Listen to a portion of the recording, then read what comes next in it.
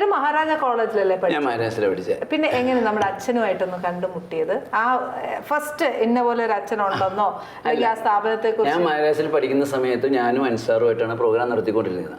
ഞാനും അൻസാർ മഹാരാഷ്ട്ര എൻ്റെ ഒരു വർഷം സീനിയറാണ്. അപ്പോൾ പുള്ളിക്ക് മോണോ ആക്ടിങ് പ്രൈസ് കിട്ടി യൂണിവേഴ്സിറ്റി, എനിക്ക് മിമിക്രിക്ക് പ്രൈസ് കിട്ടി.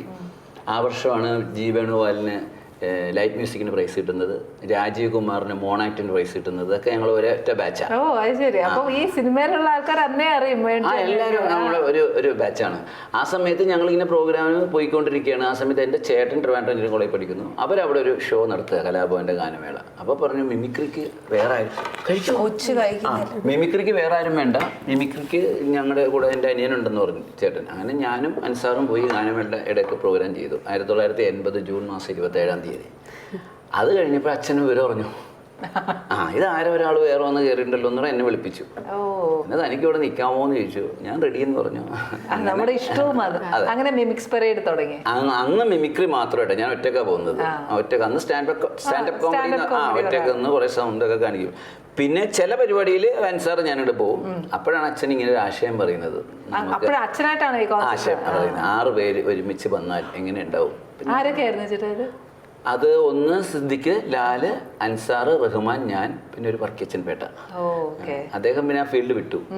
അങ്ങനെ ഞങ്ങൾ 6 പേരും കൂടെ 2 മാസത്തെ റിഹേഴ്സൽ ചെയ്ത് അവതരിപ്പിച്ചു.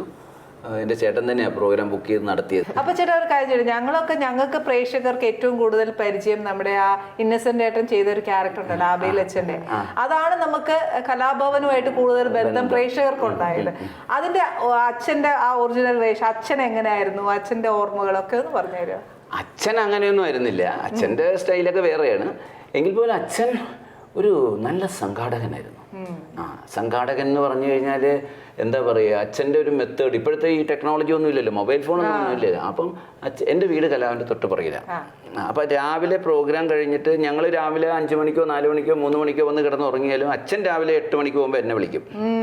എന്നിട്ട് ഇന്നലെ എങ്ങനെ ഉണ്ടായിരുന്നു പ്രോഗ്രാം, ആർക്കാണ് കൈഡി കിട്ടിയത്, ആർക്കെങ്കിലും കൂലി കിട്ടിയോ, ഏത് പരിപാടിയാണ് കൈഡി, ലൈറ്റ് കറക്റ്റായോ, സൗണ്ട് കറക്റ്റായോ, എല്ലാവരും കൃത്യം എത്തിയോ, ഇതൊക്കെ ചോദിക്കും. ചോദിച്ച് വീട് ഞാൻ കലാഭവൻ എത്തിക്കഴിയുമ്പോൾ ഞാൻ തിരിച്ചിങ്ങ് പോകുന്നുണ്ടാവും. ചിലപ്പോൾ പല്ലുപോലും തെച്ചിട്ടുണ്ടാവില്ല, ഉറക്കത്തിൽ നിന്ന് അഴുകിയും വിളിച്ച് നടത്തുന്നത്. അതുപോലെ ഗാനമേളയാണെങ്കിലും ചോദിക്കുന്നതെല്ലാം. 10 മണി കഴിഞ്ഞാൽ പിന്നെ അച്ഛൻ ആക്റ്റീവ് ആവുക. അച്ഛനെ ഓരോരുത്തരെ വിളിക്കും. ഇന്നലെ എന്താണ് ലേറ്റ് ആയിട്ട് വന്നത്, ഓക്കെ, ഇങ്ങനെ. അപ്പോൾ ഞാൻ നിന്ന് തരണം കേട്ടോ. ഇന്നലെ എന്താ പാട്ട് പാടാനായിട്ട് അനൗൺസ് ചെയ്തിട്ട് നീ ലേറ്റ് ആയിട്ട് കയറിയ സ്റ്റേജിൽ എൻ്റെ ബുക്ക് എടുക്കാൻ മറന്നുപോയി. നാളെ ബുക്ക് കൃത്യമായിട്ട് എടുത്തോളണം കേട്ടോ. മറ്റേ ആൾ അനൗൺസ് ചെയ്തപ്പോൾ എന്താ കീബോർഡ് മ്യൂസിക് വരാൻ താമസിച്ച എന്താ അയാളെ വിളിക്കും. ഇങ്ങനെ ഓരോരുത്തരും വിളിച്ചിട്ട് അത് ക്ലിയർ ചെയ്തുകൊണ്ടിരിക്കും. പലരും ചോദിക്കും കൊടുക്കുന്നത്. ഈ അടുത്ത ശ്രദ്ധിക്കുന്ന അടുത്ത് പറഞ്ഞു, എടാ നീയാണോടാ അച്ഛ ഞങ്ങളുടെ സ്പൈ, അല്ല അച്ഛൻ്റെ സ്പൈ.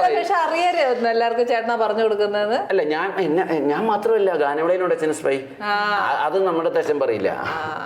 ഓരോന്നിലും സ്പൈ ഉണ്ട് അച്ഛൻ. ഓരോ സെക്ഷനിൽ ഓരോരുത്തരെ അച്ഛൻ വെച്ചിട്ടുണ്ട്. 1-2 പേരൊക്കെ വെക്കും.